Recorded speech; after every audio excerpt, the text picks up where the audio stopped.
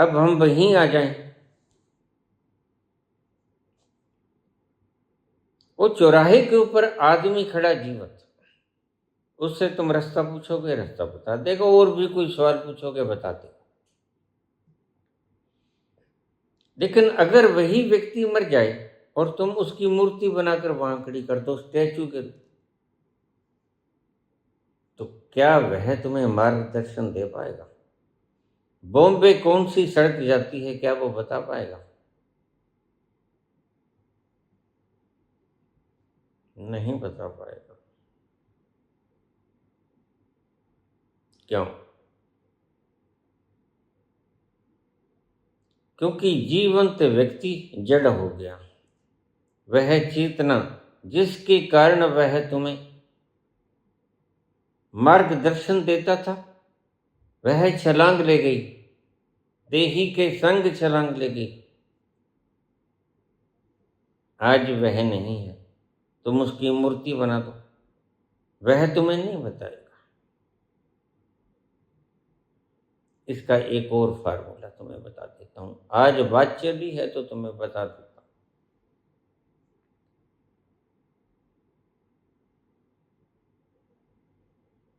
फिर यह मूर्तियां बनाई क्यों गई?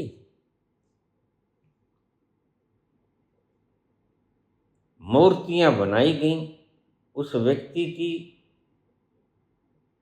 भाव भंगमा, चेहरा, नुहार सब वैसे ही बनाया गया, और उसके भीतर वही चेतना जो मुक्त हुई थी वह उसमें प्रवेश करके एक विशेष विधि विधान होता है। फिर वह जड़ मूर्ति भी तुम्हें मार्गदर्शन देगी, और मार्गदर्शन देगी, तुम्हारी व्यथाओं को सुनेगी और तुम्हारी व्यथाओं को हल करेगी। यह गहरा मेथड है। आज 2% के ब्राह्मण प्राण प्रतिष्ठा कर रहे हैं, क्योंकि सच में जड़ को चेतन में तब्दील करने वाले लोग कहाँ हैं?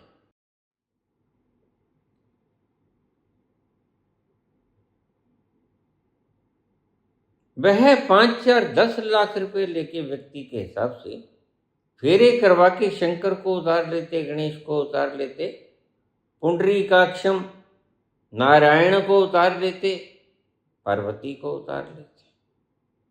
क्या वो उतार पाते? क्या उन्हें पता है कि ये हैं भी कि नहीं? नहीं पता है। उनका यह व्यापार है, और व्यापारी में और अनुभवी संत में जमीन और आसमान का फर्क होता है। यह वह ब्राह्मण है जो जड़ में प्राण डाल दे, लेकिन प्रत्येक व्यक्ति के बस की बात हो।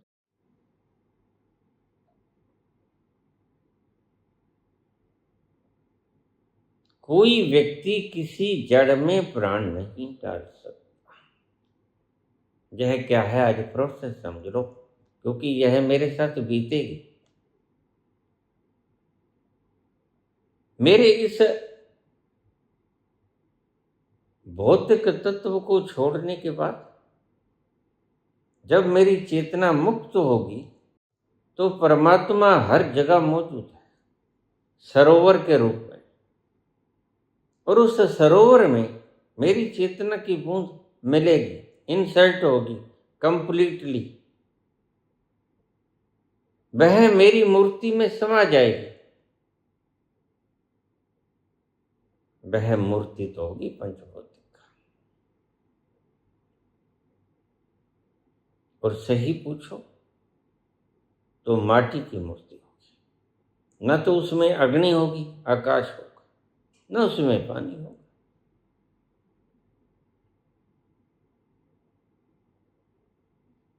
उसके भीतर उतर जाएगी वह चेतना जो लिबरेट होगी, और फिर वह जड़ चेतन की तरह व्यवहार करेगा। तुम उसके सामने अपने दुखड़े रो सकते हो, वह सुनेगा, जवाब नहीं देगा, समाधान करेगा। ऐसे कुछ सिद्ध स्थान है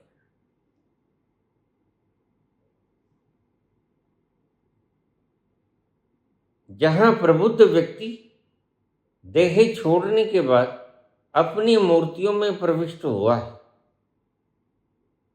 और वह लोगों के दुखड़े सुनकर निवारण कर रहा है, दुखों की तकलीफों से दूर कर रहा है। यह विधि अलग है और तुमने नकल कर ली। मैंने पहले ही कहा है, सनातन की नकल है।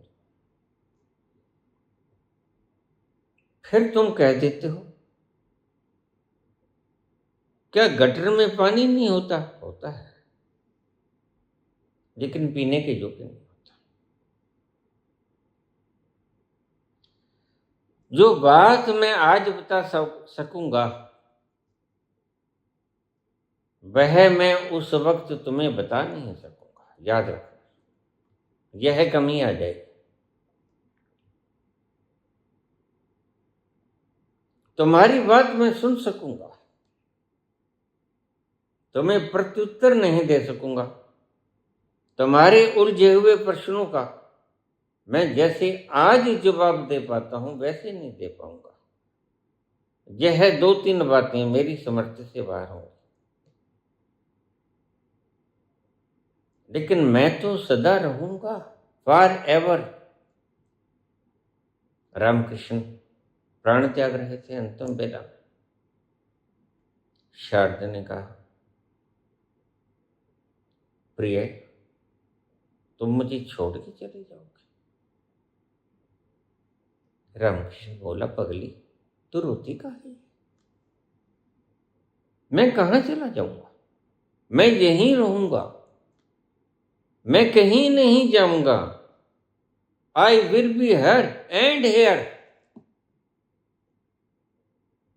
मैं सदा ही यहां रहूंगा। तू रो मत, मैं कहीं जाने वाला नहीं। और बात ठीक भी है, यह तसल्ली देने की शब्द नहीं थे। संत तसल्ली नहीं देता, संत सत्य बोलता है। और रामकृष्ण ने सत्य बोला, मैं कहीं नहीं जाऊंगा। शारदे तो रो मत, मैं यहीं रहूंगा। तेरे पे कोई व्यथा हो तो मुझसे बोल देना, मैं सुनूंगा और तेरी व्यथा का निवारण कर दूंगा। वह स्थान आजीवंत है, दक्षिणेश्वर में चले जाओ, वहां जाकर उस कमरे में तुम बैठ जाओ, तुम अपनी समस्या का बखान करो। वह चेतना आज भी वहीं मौजूद है जिससे तुम रामकृष्ण कहते थे। वह तुम्हारी समस्याओं का समाधान कर देगी। ऐसे बहुत से स्थान है धरती पर जहां जाकर तुम अपनी सांसारिक तकलीफों का हल कर सकते हो। लेकिन जब तक गुरु जिंदा है तब तक वह तुम्हारी सांसारिक तकलीफों को तो दूर करेगा ही, वह तुम्हारी समस्याओं को शब्दों में प्रकट भी करेगा। वह तुम्हारी उलझनों को, गांठों को, जो इन बुद्धुओं ने ब्रह्म रूपी गांठें तुम्हें सौंप दी हैं, उनको खोलेगा भी।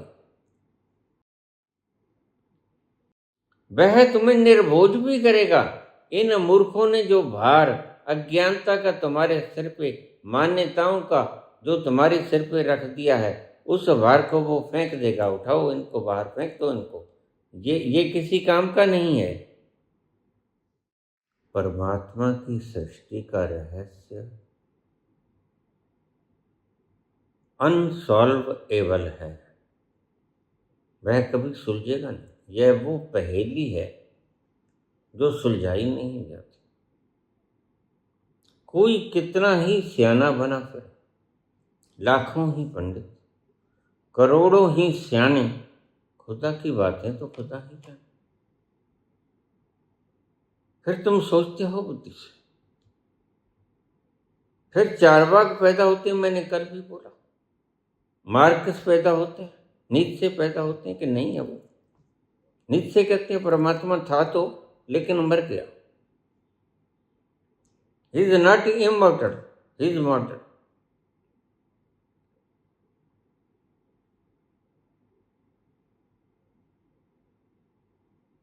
जितने भी लोग आए,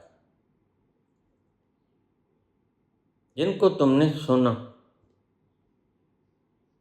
उन्होंने जैसा अनुभव किया वैसा बोला, ईमानदारी से बोला, और तुम उनके पीछे लगे।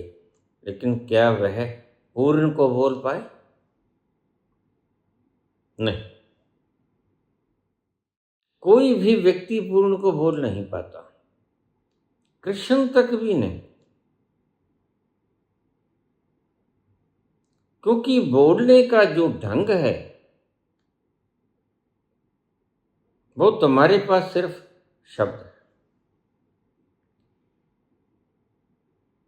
और शब्दों में वो आता नहीं। फिर जानने वाला तुम्हें बोलकर बताएगा कैसे? बस इशारा हो सकता है। जैसे तुम्हारे पेट में दर्द है, तुम डॉक्टर से कहो कि पेट में दर्द है। अगर कोई डॉक्टर ज्यादा बुद्धिमान है, खोपड़ी खराब हो सकती, वो कहेगा ऐसे नहीं, मैं तो बस्कोपेन का इंजेक्शन उस वक्त ही दूंगा, मैं तो एनाल्जेसिक का इंजेक्शन उसी वक्त दूंगा, ड्रोटवेरिन का, जब तुम्हें दर्द को निकाल कर दिखा दो कि मुझे कि ये रहा दर्द। तुम कभी दर्द निकाल कर दिखा नहीं सकोगे, और वह कभी तुम्हें ड्रोटवेरिन का इंजेक्शन दे नहीं सकेगा।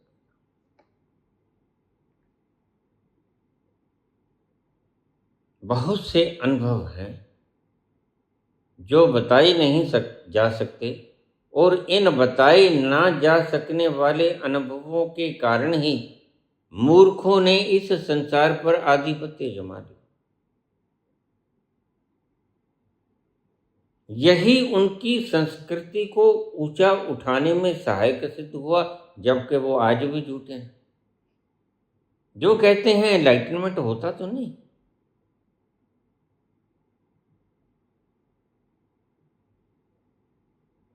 लेकिन संस्था के हाथ मजबूत कर। और मैं तुमसे कहता हूं, जो एनलाइटेंड हो गया वह ऐसा नहीं बोलेगा संस्था के हाथ मजबूत, क्योंकि वह इतना विराट और विशाल हो गया, वह इतना भरपूर गया, वह इतना तृप्त हो गया, वह तुमसे मांगेगा कुछ नहीं, वह सब लुटाएगा, वह बांटेगा, छलकेगा। उसका पात्र भर के गया, वर्ण छलकना शुरू हो गया, और उसका पात्र छलक रहा है, क्योंकि ऊपर से गगन मंडल से निरंतर उसकी धारा बारिश मूसलाधार के रूप में उतर रही है। उसकी गागर में वह समा नहीं सकता, तो फिर वह बिखरेगा बाहर। इसलिए संत के आसपास आप इतनी शांति पाओगे। उस शांति का कारण है वह बिखरा हुआ गगन मंडल से आया हुआ अमृत का रस तुम्हें भी शांत कर जाता है। तुम जान नहीं पाओगे मैं शांत क्यों हुआ, लेकिन शांत हो जाओगे।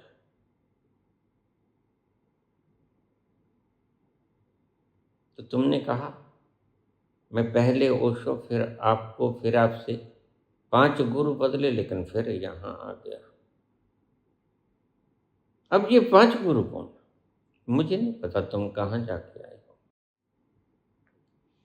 लेकिन एक बात साफ है कि 5 गुरुओं के पास जाकर भी अगर तुम आ गए तो शुभ है।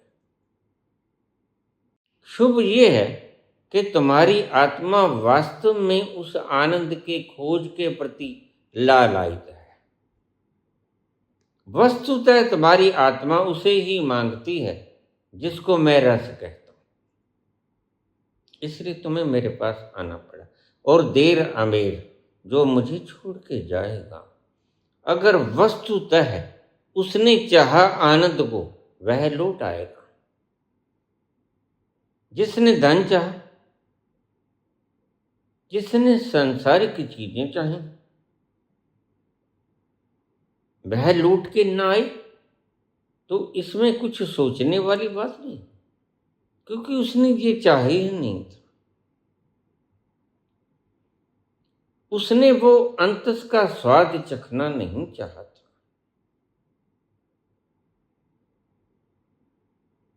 इसलिए वह अगर ना आए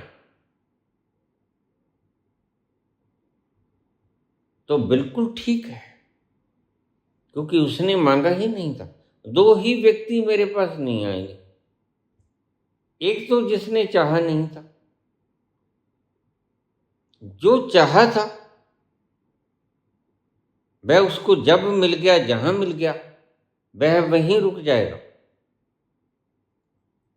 लेकिन बात तो उस परम खजाने की, जिस खजाने को पाने के बाद संसार के सब खजाने व्यर्थ हो जाते हैं, जिस रस को पाने के बाद दुनिया के सब रस बेकार हो जाते हैं, जिस आनंद को पाने के बाद इंद्रियों के द्वारा लिए गए सब सुख व्यर्थ हो जाते हैं, वासनाएं गिर जाती हैं, इच्छाएं गिर जाती हैं, जीने तक की इच्छा नहीं रहती।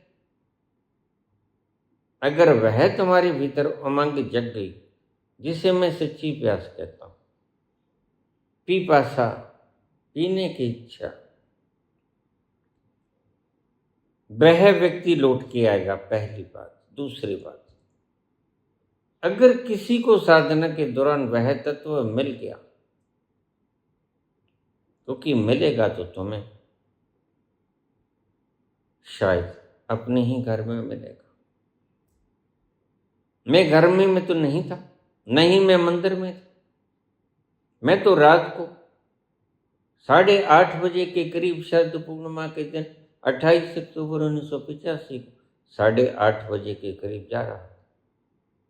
जैसे ही मैंने टर्न लिया, पहले दाएं मुड़ा, फिर दाएं मुड़ा, फिर बाएं मुड़ा। आगे बोना वृक्ष था, जा रहा था मैं बाबा धर्मदास के टाउन। वहां न घर था न मंदिर था, रास्ता था। मैं रोज का मेरा काम था। वहां सांप थे, कोबरे भी थे। रात का वेला, सारी सारी रात में वहां बैठा रहता। कभी 2 बज जाते, कभी 3 बज जाते, कभी थोड़ा घूम आता, फिर बैठ जाता। ये मेरी रोज की प्रक्रिया थी। और सुबह होने से पहले मैं घर आ जाता।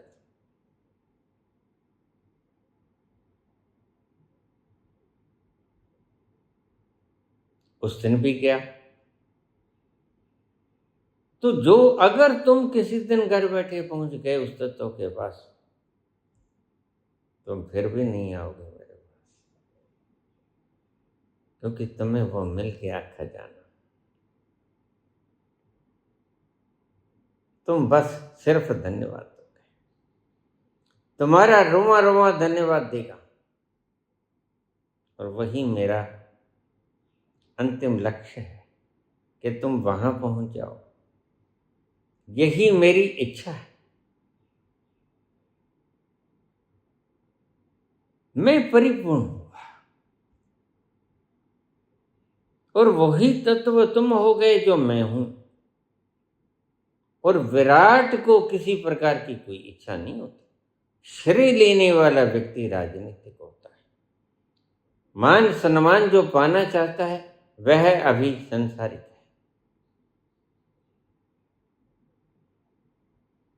जो बड़ाई पाना चाहता है, समझो उसे परमात्मा की दरगाह में बड़ाई मिली नहीं। पंचा पावई दरगाह मान।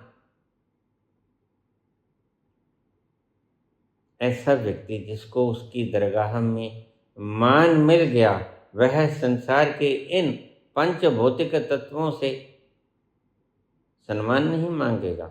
यह लक्षण है। तो दो व्यक्ति मेरे पास नहीं आएंगे। एक तो जिसकी इच्छा नहीं थी, प्यास नहीं थी भीतरे, वह नहीं आएगा।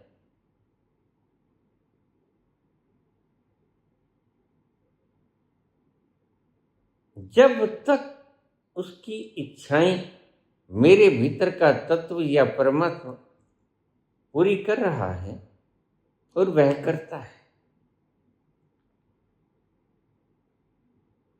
वह करता है,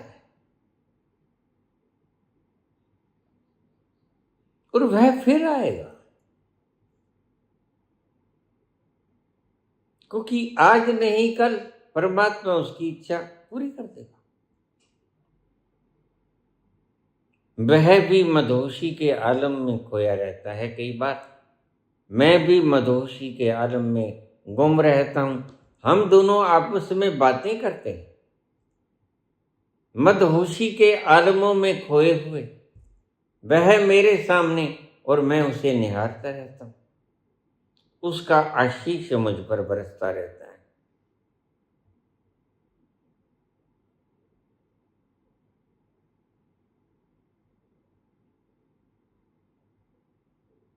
एक सूफी मुसलमान रोज मस्जिद में जाया करता। बारिश होती, तूफान होता, ओले गिरते, सर्दी होती, गर्मी होती, कोई भी ऋतु होती, रोज जाता।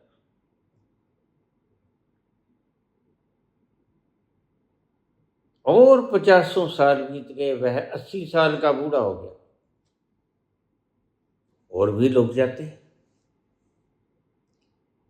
उस दिन कोई तूफान न था, कोई बारिश न थी, कोई गड़े ना, ओले ना पड़े थे। सभी गए, लेकिन वह नहीं गया। तो सभी आपस में बातें करने लगे कि आज वह फकीर नहीं आया। तो नहीं आया तो अवश्य ही एक बात है कि वह मर गया, बस। अब दूसरे सिस्टम का उसे पता ही नहीं। जो अभी नमाज पढ़ते हैं,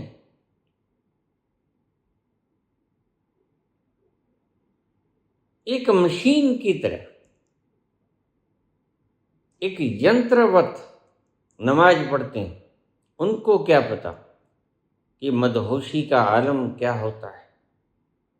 बस वो तो एक बात जानते हैं, 80 साल का बूढ़ा था, आज मर गया, बस। जो आया नहीं। उन्होंने कहा चलो, मर ही गया, पक्का है, इबादत कर ले, फिर उसके घर चलेंगे अफसोस करने के लिए। उसका संस्कार भी तो हम ही करेंगे, आगे पीछे कोई था नहीं उसका।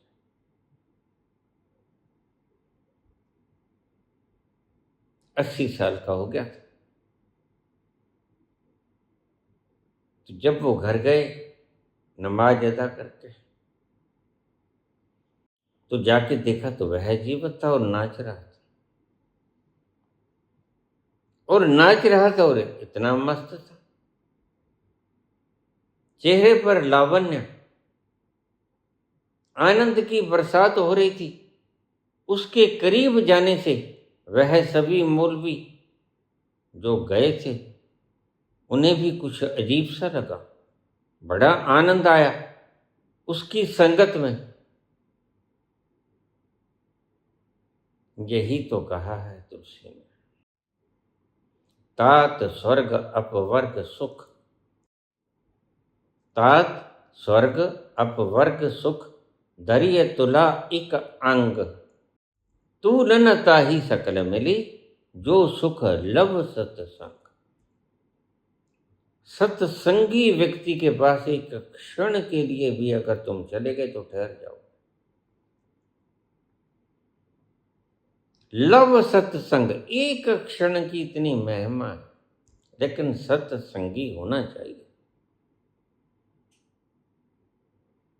संतों की आवाज सुनकर तुम ठहर जाते हो, क्या माजरा है? क्योंकि उनकी आवाज से लिपट चिपट के वह जो रस आता है, उसका गुण है, गुण तत्व है कि वह तुम्हें ठहरा देगा।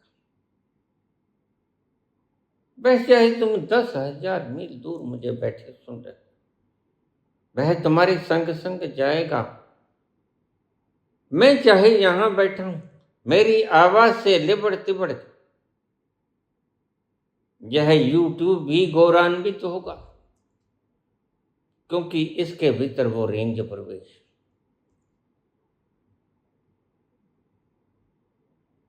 जो तुम तक पहुंचती, यह कभी व्यर्थ नहीं जाती। यह रंग कभी छूटता नहीं, यह रंग धोया नहीं जाता। यह कोई साबुन या किसी प्रकार का डिटर्जेंट इस पर काम नहीं करता।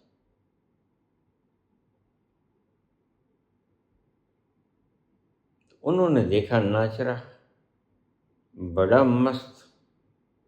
उन्होंने कहा फकीर, वह तो गीत गा रहा। कुलीनी फकीर दी विचां अल्लाहू दा आवाज आवे। कुलीनी फकीर दी विचां अल्लाहू दा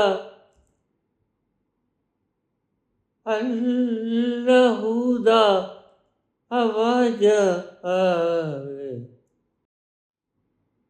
कुलीनी फकीर दी विचों अल्लाहू दा आवाज आवे। कुलीनी फकीर दी विचों, उसके भीतर से अल्लाह की आवाज आ रही है और वही तुम्हें सम्मोहित कर रही है, वही तुम्हें ठहरा देती है।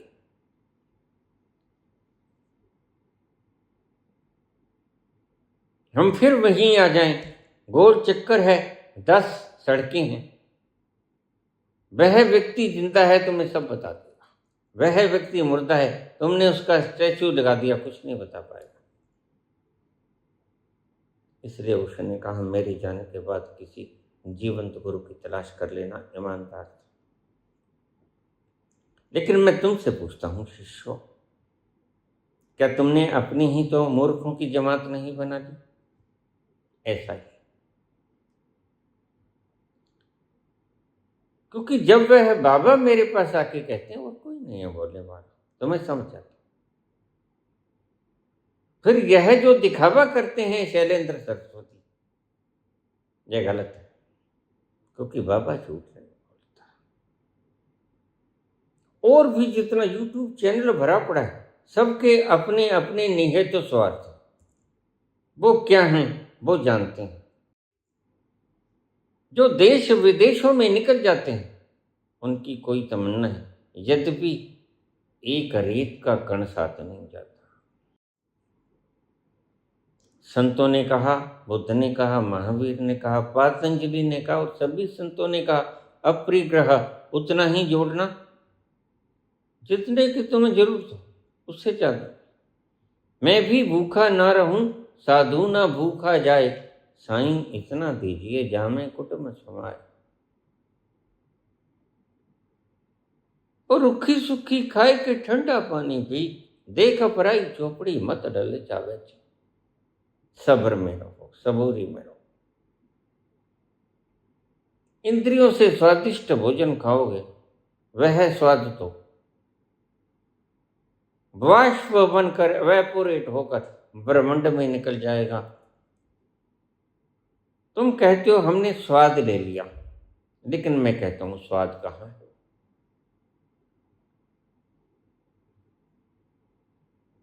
जैसे ही तुम्हें थोड़ा सा दर्द आया, गमगीन माहौल आया, तुम रोने लगते हो। अगर तुम स्वाद ले लिए होते सारी जिंदगी, तो फिर आज ये उदासी क्यों, आज ये दुख क्यों, शोक क्यों, अधैर्य क्यों, ये दर्द क्यों? वह काफूर बन के उठ जाता है जो तुम इंद्रियों से स्वाद लेते हो। एक और भी स्वाद है, जो काफूर बन के उड़ता नहीं, जो सदा ही वर्तमान में है और सदा ही वर्तमान में मौजूद रहता है। आद सच, जुगाद सच, है भी सच, नानक होसी भी सच। यह चारों खंडों में वर्तमान में रहता है। करोड़ों साल पहले भी यह वर्तमान में था, जुगों जुगों साल पहले भी यह वर्तमान में था। है भी सच, आज भी है। होशी भी सच, जुगों जुगों बाद भी होगा, लेकिन मिलेगा कैसे? वर्तमान में आने से। खींच लो अपनी सारी चिपकाहटों को, वर्तमान में ले आओ, भूल जाओ अतीत, त्याग दो भविष्य के संजोए हुए कल्पनाएं, बनाए हुए नक्शों नवास। आ जाओ वर्तमान में।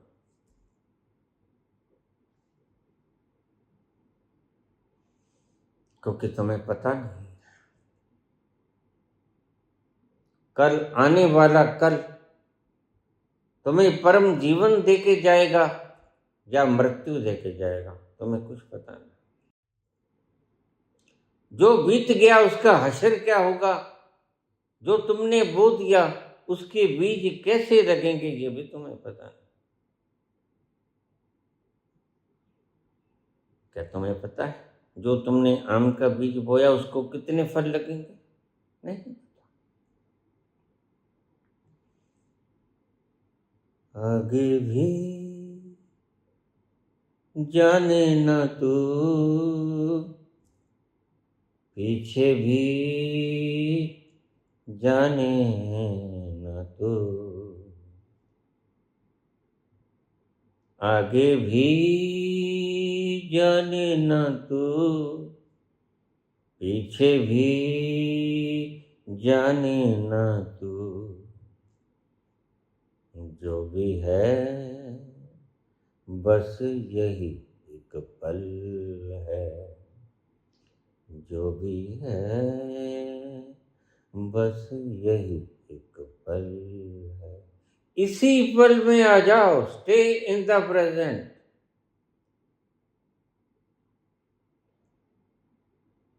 तुम्हें ज्यादा भड़कने की जरूरत नहीं पड़ेगी, तुम्हें किसी और का दरवाजा खटखटाने की आवश्यकता नहीं होगी। तुम मात्र वर्तमान में आ जाओ। यही फार्मूला अल्टीमेट फार्मूला है, इसको गांठ से बांध लेना। हीरो पायो गांठ कटियायो, यह हीरा है। Stay in present. तुम पेंडुलम की तरह बाएं जाते हो, दाएं जाते हो, साउथ जाते हो, नॉर्थ जाते हो, बीच में ठहरते नहीं कभी।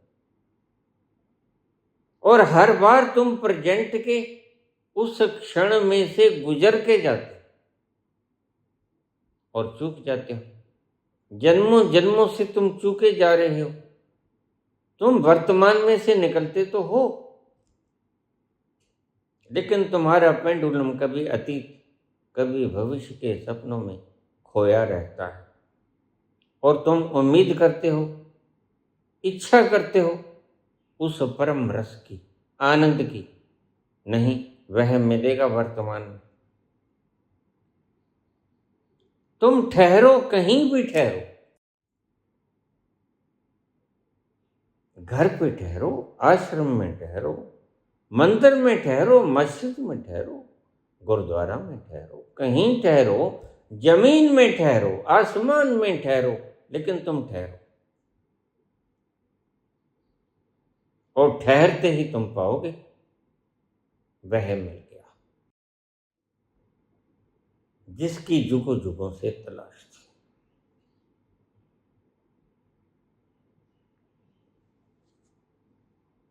अब इस प्रकरण का आखिरी हिस्सा रह गया, फिर कल्पना में आ जाओ। 10 राह हैं, बीच में एक गोलधारा, उसके ऊपर ओशो खड़े हैं जीवंत, या कोई भी जीवित गुरु, वह जानता है वह। फिर ओशो गए, तुमने तस्वीर बना ली, वह तुम्हें कुछ नहीं बता सकता। फिर तीसरा एक और भी है, तुम वहां पर गए, तुमने देखा हो, स्टैचू तो नहीं, जीवन तो ओशो खड़े हैं, और तुम उसके पास गए, प्रश्न पूछोगे, वह तुम्हें जवाब भी देगा।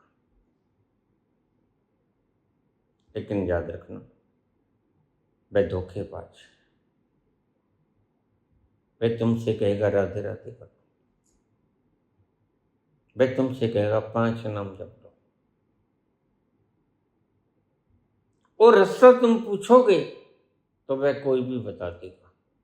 वह मनमुखी है, वह गुरुमुखी है नहीं। गुरुमुखी वह होता है जो अपने भीतर के गुरु से संबंध जोड़ लेता है। बाहर के गुरु से दीक्षा लेना सही दीक्षा नहीं, बाहर के गुरु से दीक्षा लेना तो मात्र एक ठहराव का साधन है।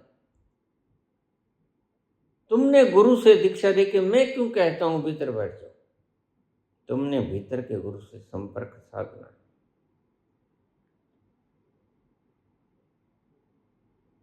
और भीतर के गुरु से संपर्क सदेगा कैसे? उसमें नथिंग टू डू, तुम्हें करना कुछ नहीं होता, तुम मात्र ठहर जाओ। गुरु जहां भी है तुम पर बरसात करेगा, और तुम अपने भीतर उतरना शुरू हो जाओ। और दूसरा भीतर बैठा हुआ वह गुरु चुंबक की तरह तुम्हें अपने अंतस में खींचे, और आज नहीं कल, वक्त बेवक्त तुम अपने भीतर उतर जाओगे। यह कोई वक्त थोड़ी से जब मैं पहुंचा 8:30 बजे रात, और 2 बजे तक मैं स्टैचू की तरह पड़ा रहा, यह कोई वक्त तो, कोई ब्रह्म वेला भी नहीं थी। रात का अंतिम पहर जैसे था।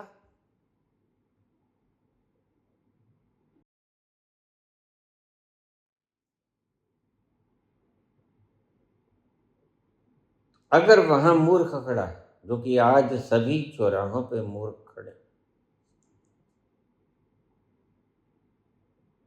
आज सभी चौराहों पे सड़कें वही हैं। अगर गलत राह पे निकल गए तो तुम्हें प्रत्येक कदम पे लगेगा कि रास्ता तो वही है, सभी रास्ते उसके हैं। लेकिन अगर श्रद्धा और विश्वास नहीं तो रास्ते बेकार। और अगर श्रद्धा और विश्वास है और रास्ता गलत है तो भी तुम कहीं नहीं पहुंच पाओगे। दोनों चीजों की आवश्यकता है। अगर तुमने किसी मूर्ख को खड़ा कर दिया उस चौराहे पे तो भी समझना कि तुम कहीं नहीं पहुंच पाओगे। आज ये सारी दुनिया ओ गॉड, ओ अल्लाह, हे राम, हे रहीम, सतनाम श्री वाहेगुरु, राधे राधे, 5 नाम लेने वाले व्यक्ति अगर कहीं नहीं पहुंच रहे तो उसका कारण यही है कि तुम्हें दोनों चीजों का कॉम्बिनेशन नहीं पता चला। श्रद्धा तो बहुत, प्यास भी बड़ी जग जाती, लेकिन बताए कौन कि ये सड़क जाती कहाँ है? बदला तो ऐसा बदला, कुछ रंगे गुलस्तान, एक फूल पे बहार है। एक फूल पे खिजा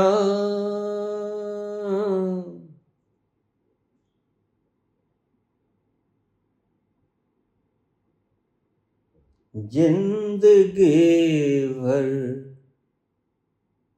गम जुदाई का मुझे तड़पाएगा, जिंदगी भर गम जुदाई का मुझे तड़पाएगा। हर नया मौसम पुरानी याद लेकर आएगा, जिंदगी भर गम जुदाई का मुझे तड़पाएगा। है वही राहें वही गलियां मगर सुनसान हैं, तो नहीं तो दिल की सारी बस्तियां वीरान हैं। दिल में है जो गम तेरा, दिल में है जो गम तेरा, वो जान लेकर जाएगा, जिंदगी भर गम जुदाई का। कई चीजों का संगम, और अगर एक भी चूक गई तो यह तलवार की धार है। रहीम कहते हैं, मोम के घोड़े पर चढ़कर आग की तुरंग में से पार होना होता है। प्रेम गली ऐसो कठिन, सबको निभत ना। प्रेम पंथ ऐसो कठिन, उस प्रेम के सागर के पास अगर तुम जाना चाहते हो, जहां जाकर तुम्हारी भविष्य की सभी दुख और तकलीफ समाप्त हो जाएगी, निस्त नाबूद हो जाएगी, तो वह रास्ता बड़ा कठिन है। प्रेम पंथ ऐसो कठिन, सबको निभात ना। क्यों? क्योंकि वह जो खुशी मांगता है, अहंकार, उसी की आहुति देनी होती है। How it can be possible? तुम्हारा अहंकार कहेगा मैं मिटूं? यही अड़चन है, यही रोग है। और रोग बड़ा भारी है, तुम इसे साधारण मत समझो। रोग बड़ा भारी है, और जीवन में कभी कभी यह साज और आवाज का संगम मिला करता है। हजारों साल नरगिस अपनी बेनूरी पे रोती है, बड़ी मुश्किल से होता है चमन में दीदावर पैदा। तुम्हारी श्रद्धा उपज जाए और आगे तुम्हें रास्ता बताने वाला खुद उस तल को छुआ हुआ कृष्ण हो, और तुम अर्जुन की तरह प्यासे हो, फिर बात बन जाएगी। और ऐसे उदाहरण रोज रोज नहीं मिलेंगे, रोज रोज ये बेला आएगी नहीं, रोज रोज यह संबंध जुड़ेगा नहीं। कभी कभी हजारों वर्षों में ऐसी घटनाएं घटित होती हैं जब गुरु भी पूर्ण है, जब गुरु भी उस तल पर गया हुआ है, मूर्ख नहीं है, ये सभी मूर्ख हैं जो कहते हैं कि परमात्मा नहीं, कर्मों का कोई विधि विधान नहीं होता। भस्मभूतस्य देहस्य पुनर्आगमनम कुतः। ये मूर्ख हैं, इन्होंने देखा। ईमानदार मार्कस मूर्ख हैं, नीचे मूर्ख हैं। ये तुम्हारे आज के सदगुरु और आज के तुम्हारे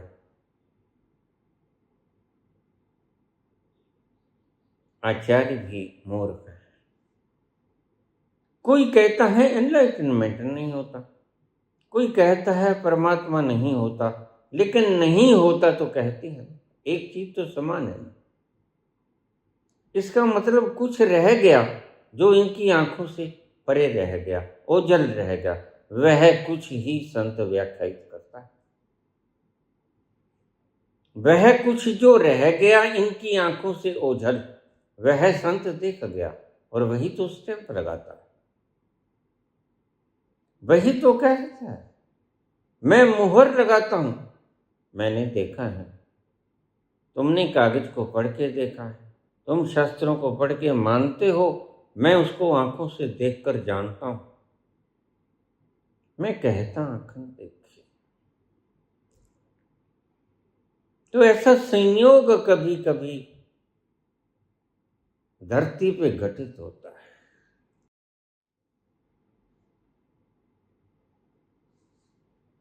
इस संयोग का लाभ उठा लेना, ऐसे ही इस वक्त को जाया मत होने देना। इसलिए ईसाइयत ने और इस्लामियत ने एक तरीका खोजा। वो जानते थे कि अगला जन्म भी होता है, लेकिन वो कहते कि बस यही जन्म है। बस बात साफ थी कि सभी चीजों को त्याग कर दो और उस अल्लाह में अपने आप को विलीन कर दो। उस प्रेम में, प्रेम के सागर में अपने आप को इंसर्ट कर दो टोटली। बस मतलब यही था, और मतलब तो यही होता है।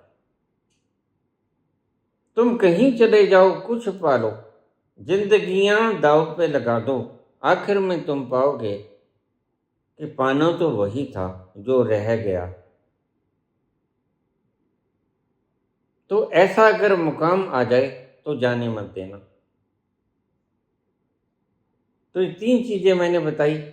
चौराहे पे एक व्यक्ति खड़ा हो जो जीवंत हो और जानता भी,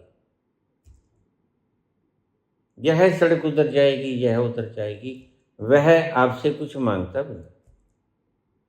तुम पूछते हो, वह बता देता है, क्योंकि वह जानता है और वह तृप्त है। अतृप्त व्यक्ति तुमसे मांगेगा, तृप्त व्यक्ति तुमसे नहीं मांगेगा। तृप्त व्यक्ति को पता है कि एक सर्जनहारा है। ईसा तुमसे नहीं मांगेंगे, ईसा परमात्मा से मांगेंगे। Oh god, I am hungry, please provide me lunch. कृपया मुझे दोपहर का भोजन दे दो, मैं भूखा। तुमसे नहीं मांगेगा, क्योंकि उसने देख लिया है उस प्रेम के सागर को। और दूसरा, वह व्यक्ति मर जाए, तुम स्टैचू लगा दो, फिर तुम्हारी श्रद्धा कितनी भी हो वह ना बता पाएगा। और तीसरा, उस स्टैचू को भी हटा दो, वह गोल चक्कर भी वहीं बना रहे, सड़कें भी वहीं रहे, किसी मूर्ख व्यक्ति को, नामधारी को खड़ा कर, फिर भी तुम नहीं पहुंच पाओगे, तुम्हारी श्रद्धा कितनी भी बलवती है। तीनों चीजों में एक ही चीज काम आएगी, वो संयोग भिड़ेगा कि तुम प्यासे भी हो। सच में जो आ जाता है वहां, वह प्यासा ही होता है। जो गोल चक्कर के पास आके पूछता है कि रास्ता बताओ, कौन सी सड़क जाएगी, मैंने बॉम्बे जाना है, वह प्यासा है। पर ये मत पापा के संग, वो तो पहनावे के रंग। अगर मति पापों से भर जाए, पाप यानी गलत रास्ते जिससे तुम दुख पाते हो, अगर मति पापों से भर जाए, गलत रास्तों से भर जाए, तुमने सूचनाएं जोड़ ली, तुमने कहानियां जोड़ ली, तुमने उदाहरणें जोड़ ली, तुमने कुछ स्किल्स सीख ली, वो सब पाप हैं, क्योंकि वो तुम्हें सुख नहीं देंगे, आनंद नहीं देंगे। पर ये मत पापा के संग, ओ तो पहनावे के रंग। वह गुरु के पास जाके, गुरु सर्वव्यापी है और नाम सर्वव्यापी है। जेता किता तेता नाव, बिन नावे नाही को ठाव। गुरु सर्वव्यापक है, गुरु सब जगह है। वह धो देगा तुम्हारे पापों की मति को। जो तुम्हारी मति में पाप तुमने उड़ेल रखे हैं, जो इन मूर्खों ने दुष्टों ने भर दिए हैं, वो सबको तोड़ देगा और तुम तोड़ने दे देना। तुम व्यवधान न खड़ा करना, तुम छटपटाहट मत करना कि नहीं ऐसा तो नहीं, मैंने तो ऐसा मान रखा है। तो फिर तुम कभी नहीं पहुंच पाओगे, फिर तुम वापस चले जाओ घर को।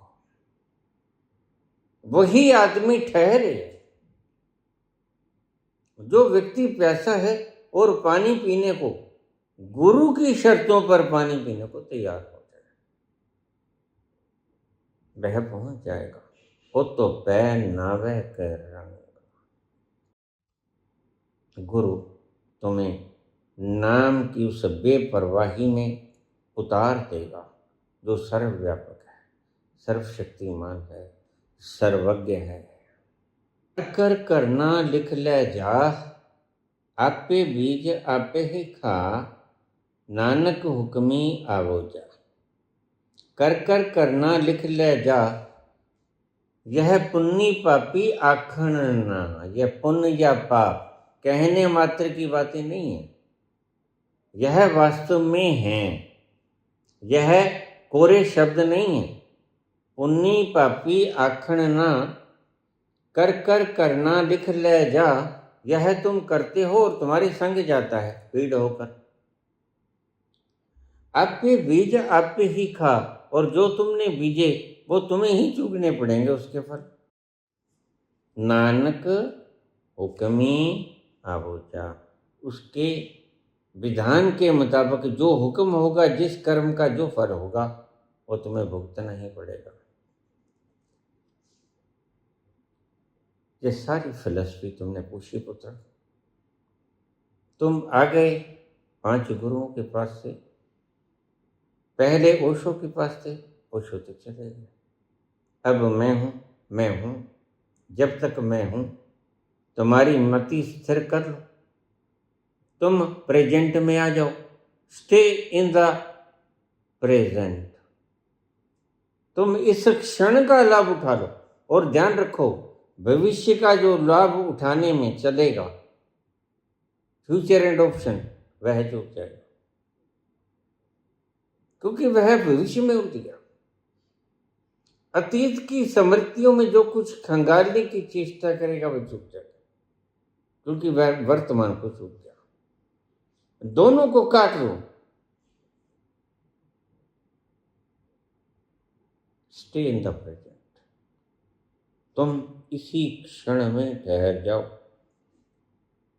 इस क्षण में ठहर जाओ।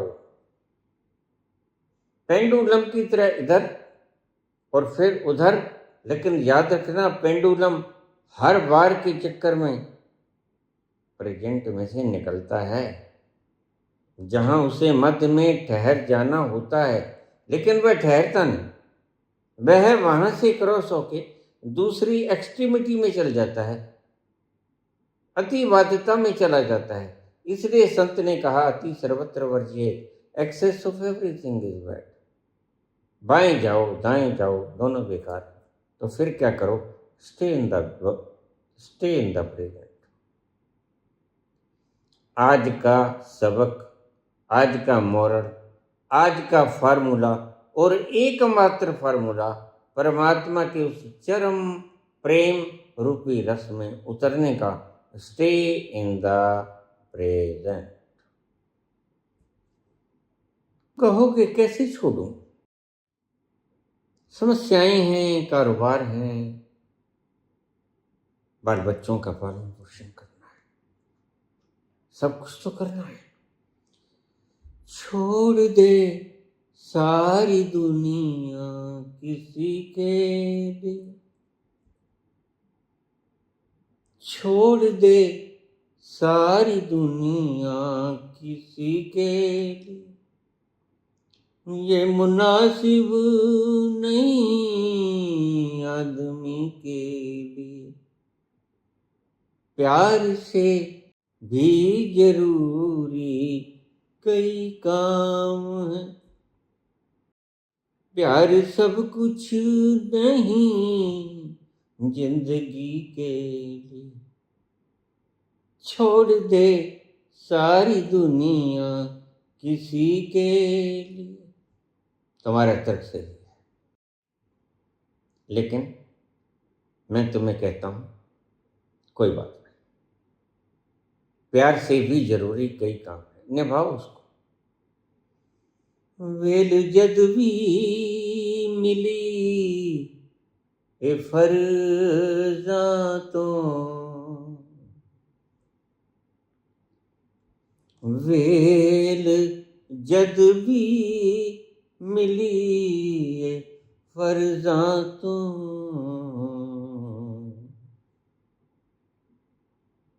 तेरे मुख दी किताब ले बैठा, तेरे मुख दी किताब ले बैठा। अपने कामकाज, अपने कर्ज फर्ज सभी पूरे करो, और उसके बाद जब तुम्हें फुर्सत हो और फुर्सत के लम्हों में उसके मुख की किताब ले बैठो। स्टे इन द प्रेजेंट, इस क्षण में आ जाओ, इस क्षण में आ जाओ। अपने कामकाज को करो जो जरूरी है तुम्हारी जिंदगी के लिए, वो करो। ठीक है, मैं समझता हूं प्यार से भी जरूरी कई काम है, प्यार सब कुछ नहीं जिंदगी के लिए। मैं समझता हूं तुम्हारी तकलीफ, लेकिन मैं तुम्हें यह भी कहता हूं अपने कर्ज फर्ज के दैनिक कर्तव्यों के निर्वहन को करने के बाद 24 घंटे होते हैं, कुछ वक्त तो मिलेगा। तुम उस वक्त में तुम एकांत में बैठ जाओ, कुछ न करो, नथिंग टू डू, बस अपने भीतर उतरते चले जाओ, और एक दिन तुम उस परम रस को छू जाओगे जिसे प्रेम कहते हैं। रहीम।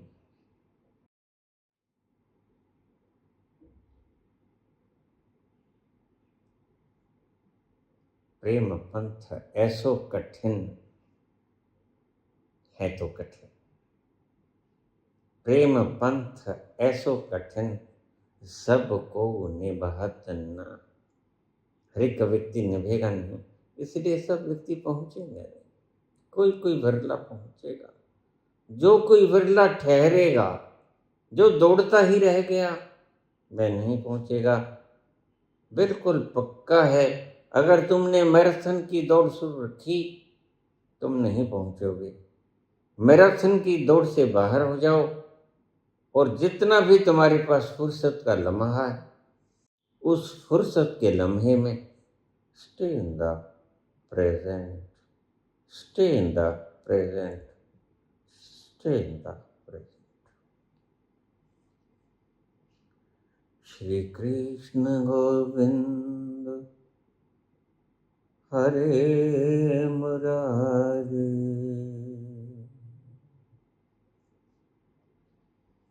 हे नाथ नारायण वासुदेव, पितु मात स्वामी सखा हमारे, पितु मात स्वामी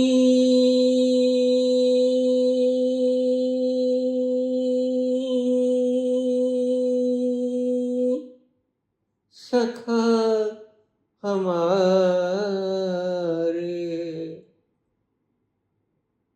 हे नाथ नारायण वासुदेवा। श्री कृष्ण गोविंद हरे मुरारी। हे नाथ नारायण वासुदेव। श्री कृष्ण गोविंद हरे मुरारी। हे नाथ नारायण वासुदेव। वाह